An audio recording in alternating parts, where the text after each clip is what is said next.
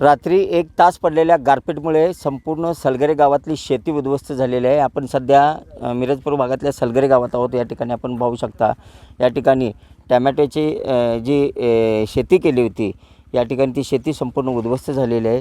4 एकरामध्ये या ठिकाणी अक्षय मासाळ आणि बाळासाहेब मासाळ यांनी ही शेती केली होती आणि ती संपूर्ण उद्ध्वस्त झालेली आहे. काल सकाळी ही शेतीतलं जे टॅमॅटोचं पीक आहे ते काढणार होते, तोडणी आली होती. मात्र संध्याकाळी या ठिकाणी पावसाने जी गारपिटीमुळे जो दणका दिला, त्यामुळं संपूर्ण ही टॅमॅटोची बाग उद्ध्वस्त झालेली आहे. असे बागेत टॅमॅटो खाली पडलेले आहेत. आपल्याबरोबर या बागेचे जे मालक आहेत अक्षय मासाळ, यांच्यासोबत आपण बातचीत करतो आहे. आम्हाला सांगा, काय नुकसान झालेलं आहे तुमचं आणि काय सरकारकडे मागणी आहे? नुकसान आमचं भरपूर झालेलं आहे साहेब. म्हणजे काय राहिलंच नाही प्लॉटमध्ये. सगळा बारीक मोठा सगळा माल जे आहे ते सगळा पावसानं पडलेला आहे. आणि सरकारकडं आमचं एवढंच मागणं आहे की आमचं आता हे जेवढं नुकसान झालं तेवढं सरकारनं भरून द्यावे असं आमची अपेक्षा आहे. किती खर्च आला होता तुम्हाला 4 एकर ही बाग लावत असताना आणि किती उत्पन्न मिळणार होतं आणि आता काय परिस्थिती आहे? आमचा खर्च आला होता साहेब, एक 8 लाख रुपयाच्या हिशोबाने खर्च आलेला होता. टोटल सगळं नवीन होतं, 8 लाख रुपये खर्च आलेला होता. औषध फवारणी कर्मचाऱ्यांचं वेगळं सगळं त्यात झालं. सगळं 8 लाख रुपये गेलेत आमच्या औषधाचं, काट्याचं सगळं पूर्ण मजुरी गेले. मंडप घालायला होय होय, सगळं पूर्ण बांधणी वगैरे खर्च, औषधाचं सगळं, मल्चिंग पेपर, खत वगैरे सगळं त्यात 8 लाख रुपयामध्ये असं 4 एकराला गेलेत. काय झालं नेमकं रात्री आणि किती वेळ पाऊस पडत होता आणि कसला पाऊस होता? पाऊस साहेब नुसता एक 4 थेंब आला आणि परत एकसारखा 1 तास गाराच पडत होत्या. काय झालं त्यामुळं भरपूर नुकसान झालेलं आहे टमाटोचं. झाडाची पानं वगैरे, झाडाची कॅनोपी ते पूर्ण सगळे गेलेले. आता शेंडे सुद्धा गेलेले, शेंड पूर्ण ताराबरोबर प्लॉट होता, जे शेंड पूर्ण असं खाली मोडून सगळे खाली पडलेले, सप्पई झालेत पूर्ण. काय म्हणजे प्लॉटमध्ये 80% पूर्ण नुकसानच झालेलं आहे. किती उत्पन्न आलं असतं साधारणतः? उत्पन्न कमीत कमी आमच्या हिशोबानं रेट एक 20-25 रुपये रेट धरला असता तर 40-50 लाख रुपयाचं उत्पन्न झालं असतं आमचं साहेब. एवढं झाडाला कमीत कमी 8 ते 9 किलो माल होता सेट प्रत्येक झाडाला? होय, प्रत्येक झाडाला. मला एक सांगा, काय सरकारला मागणी काय आहे तुमची? सरकारला मागणी आता ही नुकसान भरपाई झालेली एवढी ही द्याव, आणि जी ह्यांनी कर्जमाफी काढलेली आहे ती जर शेतकऱ्यांच्याकडे व्यवस्थित बघून यांनी कर्जमाफी काढावं, एवढीच आमची मागणी. हां, त्यामुळे शेतकरी उभा राहिले एका पायावर. शेतकऱ्यांना कसं असते, तळ हाताच्या फोडासारखं पीक जपलेलं असते. एक वेळेस घरात शेतकरी बाजार आणत नाही, खरं पहिला रानात येऊन औषध मारतो शेतकरी. अशी परिस्थिती आहे शेतकऱ्यांची. आणि मुलासारखं, कुटुंबासारखं म्हणजे लहान बाळाची आपण एक वर्षाची काळजी करतोय तेवढ्या आम्ही प्लॉटची काळजी करतोय. एक वेळेस आमचं पोरगा आजारी पडलं तर दवाखान्यात लवकर न्यायचं होत नाही औषधामुळं. अशी परिस्थिती आहे शेतकऱ्याची. नक्कीच आपल्याबरोबर बाळासाहेब मासाळ आहेत. तुम्ही शेती किती नुकसान झालं दाखवायला या म्हणलं तरी तुमचा पाय उचलत नव्हता. आता तोंडाला आलेला घास तुमच्या तोंडातून रात्री एका पावसानं गेला आहे. कशा भावना आहेत तुमच्या? काय, कसं बघताय याकडे? आता कसं आहे माहीत आहे का, आम्ही मग सांभाळलं केलं, पण असं होतं आहे म्हणून काय आपल्याला माहीत नव्हतं. आणि जी काय पाऊस चालू झाला ती नुकसानी फडा किती 1-4 थेंब आल्यानंतर पुन्हा जी काय गारपीट चालू झालं ते 1 तास गारपीट चालू झालं. असं रान म्हणून सगळं पांढरं शिपत होतं. गारा चांगला, सुपारीच्या वर गारा चांगल्या, ह्या टिपिरा गारा होत्या.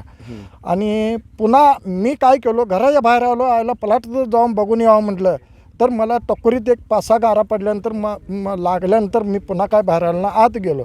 आणि पुन्हा जरा कमी झाल्यानंतर पुन्हा तासा 6 वाजता परत येऊन बघितलं तर सगळं एकदम शेंड मारले, सगळं पाक सत्यानाश झाला. रडलो आणि रडल्यानंतर आता म्हटलं मी जर काळीच फोडलो तर मुलगाही धीर सोडणार म्हटलं. शेवट मी मनगच केलं, काय घाबरू नको, काय असेल ते असेल म्हटलं, आणि काय पुढच्या पुढं बघूया, तू काय धीर सोड नको, मी आहे त्याला. जरी लोकात 4 पैसे कर्ज झालंय आपण उपसून काढलोय, घातलोय, आपणाला दिसतंय, ती काय कर्ज काय चुकत नाही आपणाला. आजचं उद्या कर्ज देऊ आणि काय असेल ते पुढच्या पुढे नियोजन बघूया म्हटलं. म्हणून तरी पण मुलानं काय केलं, डोळ्यातनं ठाम गाळला, बापू काय करू ह्या कर्जाला, आता मी कसं करणार, लोकांचं उपसून आणलं, एवढं शेतीला घातलं आहे, औषधंसुद्धा इतकी महाग. पंढरपुरातपासून मी औषध इथं येऊन मारलो आहे, तरी हे आता माझं मी आता कसं करायचं, तू काय भिवू नको, त्याला मी गच्च आहे म्हटलं, आणि काय होईल ते होईल पुढच्या पुढे. आजचं उद्या कर्ज फिटेल, पण आपलं परान गेल्यानंतर आपण काय करू शकू? हां, परान गेल्यानंतर मी तर काय करणार, तू तर काय करणार. मी त्याला जरा समजावून सांगितलं, धीर दिल्यानंतर मग जरा समाधान झालं. तो समाधान झाल्यानंतर तरी पण ही काय गबशीना काय करायचं काय ना तो वट डोक्यात काय घेऊन बस म्हटलं. आणि त्यानंतर परत मी सांगितल्यानंतर पुन्हा औषध दुकानाकडे गेला. औषध दुकानदाराला विचारलं कसलं औषध उद्या मारायचं काय मारायचं. आणि त्या औषधवाल्याने काय सांगितली ही अमकं औषध मारा. आणि ती सकाळी जाऊन औषध आणलं. तो पण ड्रायव्हर गच्च होतं. झाड म्हणजे असं पाणी हलत होतं पडत होतं. मग त्याला काय म्हटलं 10 वाजता चालू करा औषधं. 10ला चालू केला की 1-2 वाजेपर्यंत औषध होते म्हटलं. मग आता सध्या औषध चालू आहे. ह्यातनं कसं होतंय तसं होतंय काय त्याला परमेश्वरला हात आम्ही जोडायचा आहे. बाग काढणार होता तुम्ही आणि तेवढ्यात हे झटका आणि दणका बसलाय. बाग म्हणजे का आज माल सगळा बायका सांगितलेल्या कॅन्सल केल्या. 40 बाई होती. मग आज तोडून माल काय निघेल ते घालवायचा आणि मग पुढचं आणि लगेच आणि 2-3 दिवसात आणि तोडा येतोय. ह्या समजुतीनं आम्ही केलं तर ते रात्री झोडपून काढलं आणि मग आता कशाचा माल काढतोय. बारीक बी गेलं मोठं बी गेलं सगळं हातच्या शून्य झाला आणि सगळं रान भरून आपला माल पडलेला आहे म्हणजे गारपीटनं. मला एक सांगा 10 लाख रुपये घालून तुम्ही ही बाग उभा केली पोटच्या मुलासारखे कुटुंबासारखं जगवलं होय. आणि हातातोंडाला आलेला घास गेलाय घास तुमचा. गेला हो गेला. कसं बघताय याकडे? आता बघायचं कसं शित्ता आलो तर डोळ्यातून थांबी आला ती आमच्या. म्हणजे प्रत्यक्ष आम्ही केलं काय आणि झालं काय म्हणजे असं आम्हाला वाईट वाटायला लागलं आहे. काय आम्ही अन्नसुद्धा खाल्लं नाही. अन्न संपल्याशिवाय आज औषधा हात मारायचं तर आज हात मारायचा. ह्या दृष्टी करून आमचं म्हणजे एकदम ही झालं का आता हितनं पुढं काय करायचं ही काय कळणार. एवढं मोठं कर्ज काढून घातलं आहे. कर्जवाल्यासनी काय सांगायचं हे अवघड प्रश्न आला आहे. मला बोलताना रडू यायला लागले. सरकार मायबाप सरकारला काय सांगताय? आता हाही आमचं नुकसान भरपाई भरून द्यावे आणि हाही आता म्हणजे काय कर्ज झालं आहे ते झालं आहे आणि काय असेल ते त्यांच्या नियमाप्रमाणे एवढा खर्च घातला आहे आणि काय असेल ते निदान आम्ही 25 रुपये जर दर धरला असता तर जवळजवळ आमचं 50 लाखाच्या पुढं उत्पादन निघालं असतं.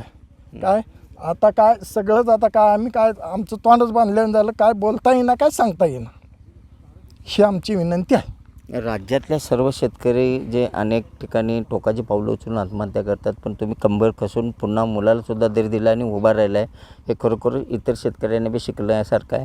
आसमानी संकट येत असतात.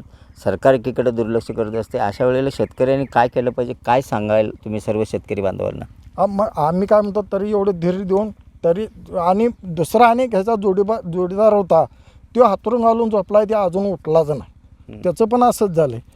हाय मग आता मी ह्याला धीर दिला तू काय धीर सोडू नकोस म्हटलं. बघूया काय देता घेता काय असेल ते आपण प्रयत्न करायचे करायचं आणि काय आता इथनं नुकसान अशी बी झाली आणि तशी बी झाली. काय त्याला पर्याय नाही. शेतकऱ्यानं सगळं सोसावं. हे म्हणजे आलं शेतकऱ्यांना सोसायचं गेलं शेतकऱ्यांना सोसायचं सगळं शेतकऱ्यांना सोसवलं पाहिजे. आज मी म्हणतो आपण जर नोकरदार असतो तर आज त्यातलं 10 पैसे कमी झालं आपण संप काढतो. शेतकऱ्यांना कुणावर संप काढायचा हा प्रश्न म्हणजे आता कसं झालं आहे सगळं शेतकऱ्यांना सोसून घ्यायचं म्हणून चाललं आहे साहेब. आत्ता म्हणजे काय असेल ते सगळंच कुठले वला असू दे वाळला असू दे पाणी नसू दे काहीही नसू दे त्या शेतकऱ्यांना सोसलं पाहिजे. आज ह्या पिकाला पाणी काय तऱ्हेनं आम्ही घातलं आणि कसं घातलं एक चिमणीला पाणी घातल्यासारखं पाणी घातलं जगवलं हातातोंडाला आणलं ते आज सगळा साफ झाला. नक्कीच आपण पाहू शकता वेदना अतिशय वाईट आहेत. या ठिकाणी आपण पाहू शकता ह्या बाळासाहेब मासाळ जे आहेत त्यांच्या उंचीच्यापर्यंत जे मंडप आहे त्या मंडपापर्यंत ही टॅमॅटोची बाग आणि त्याची झाडं वेली वर आले होते. एका झाडाला जवळजवळ 8-9-10 किलो टॅमॅटो लागले होते. पण 1 तासाच्या गारपीटीमुळं 4 एकराची बाग उद्ध्वस्त झालेली आहे. अनेकांच्याकडनं कर्ज काढून ही बाग त्यांनी पोटच्या मुलासारखी कुटुंबासारखी जगवली होती. पोटाला खाल्लं नाही मात्र या बागेला औषध फवारणी करून बाग उभा केली. मात्र 1 तासाच्या गारपीटीमुळं अनेक बघितलेली स्वप्नं भंगलेली आहेत. स्वप्नं उद्ध्वस्त झालेली आहेत. बाग उद्ध्वस्त झालेले आहेत. मायबाप सरकारनं अशा शेतकऱ्यांना लवकरात लवकर पंचनामे करून आर्थिक मदत करावी आणि त्यांना पुन्हा एकदा उभं करावं. आज यांनी कंबर कसून मुलालासुद्धा धीर दिला आहे. मुलाच्या मित्रालासुद्धा धीर दिला आहे आणि स्वतःसुद्धा उभा राहिलेले आहेत. प्रत्येक वेळेला शेतकऱ्याने सहन करायचं का असा प्रश्नसुद्धा त्यांनी उपस्थित केलेला आहे. आणि शेतकऱ्यांनी किती सोसायचं सरकार याकडे गांभीर्याने लक्ष देणार आहे का नाही असा प्रश्नसुद्धा त्यांनी उपस्थित केलेला आहे. कॅमेरामन सुजितसोबत मी शंकर देवकुळे TV9 मराठी सांगली.